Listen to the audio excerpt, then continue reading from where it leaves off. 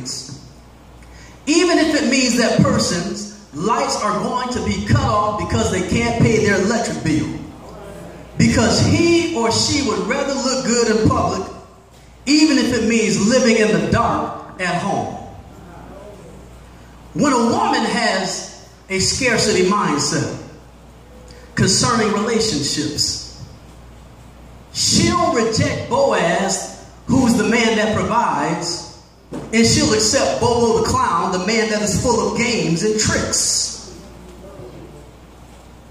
When a man has a scarcity mindset relationally, he fails to recognize the good qualities of a woman. So instead of him accepting the Virgin Mary, he'd rather have conniving Delilah. The scarcity mindset always focuses on short-term gain in spite of the long-term consequences. And it's really interesting because this scarcity mindset has reared its ugly head in the black community. Can I talk about it? According to a recent article published, and this is in March of 2015, by Kimberly Gideon, an author, she studied the spending patterns in the black community. Can I tell you what she discovered? This is what she discovered about the black community. Black Americans account for 85% of the ethnic hair products and beauty aids spent in America. In other words, our people buy 85% of all the weave. We buy 85% of all the grease. Are y'all still with me? She also discovered, God bless you, minister, black Americans account for purchasing 25% of all the hot sauce that is purchased in America.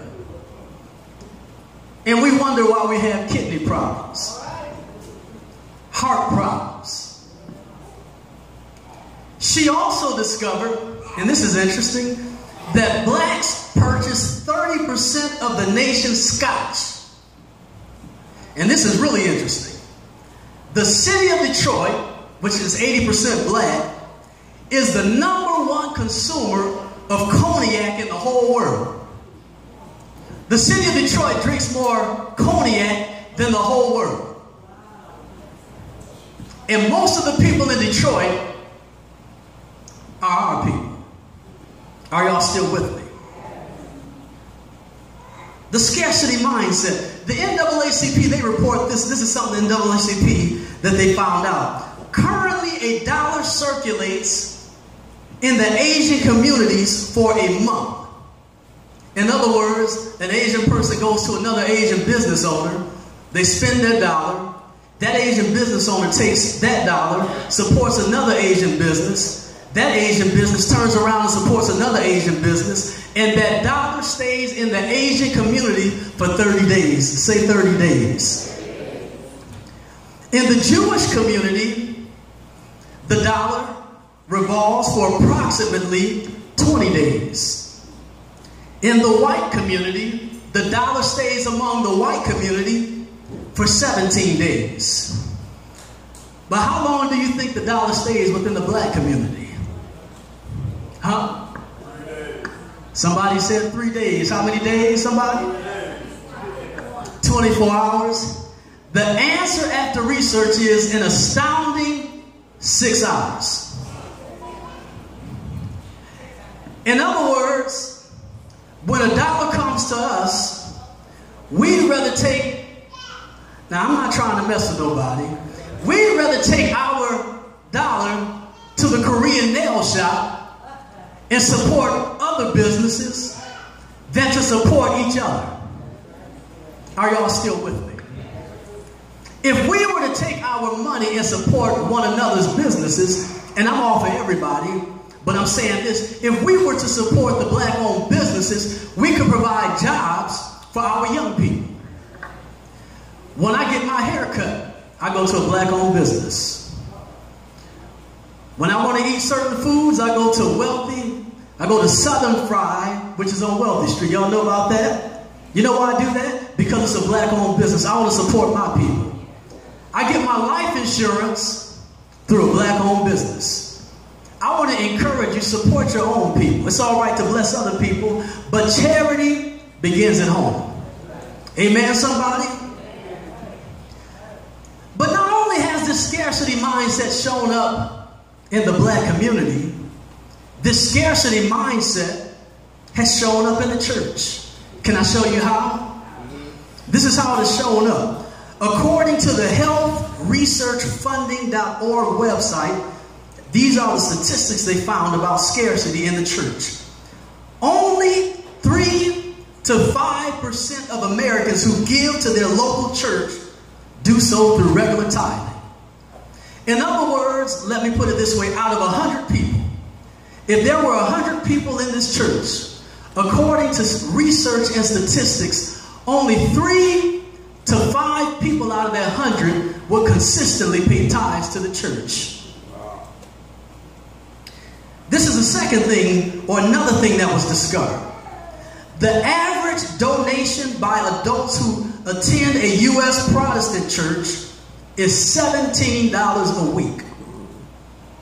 Did y'all hear that? Yeah. In most of our churches, if you were to add it all up, the average person gives $17 a week. Now, I'm not knocking anybody. I know some of us have different situations. We give what we can give. But I spend more than $17 a day, Elder Morgan. It costs me more than $17 to put gas in my car.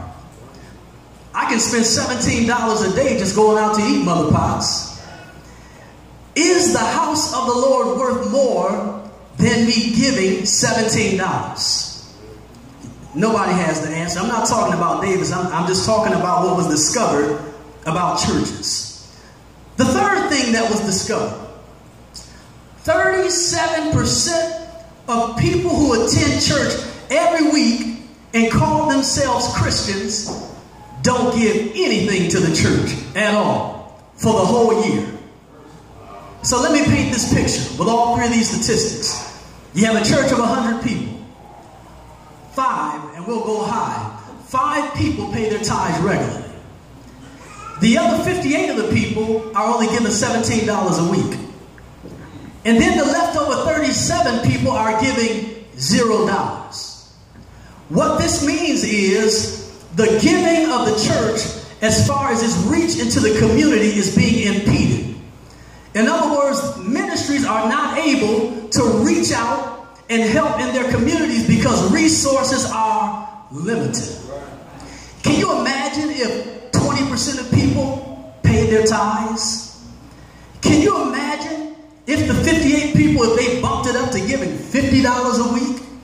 Can you imagine if the 37 people that gave $0, if they all just gave $5 a week? We could put school supplies in the hands of our young people. The church could give out big scholarships. I'm not talking about $500 enough to pay books. I'm talking about money to pay full rides to school. If we had the resources because of people giving, we could help families that are in trouble. Are y'all still with me? We could reach out to the homeless and the marginalized. But something has to change.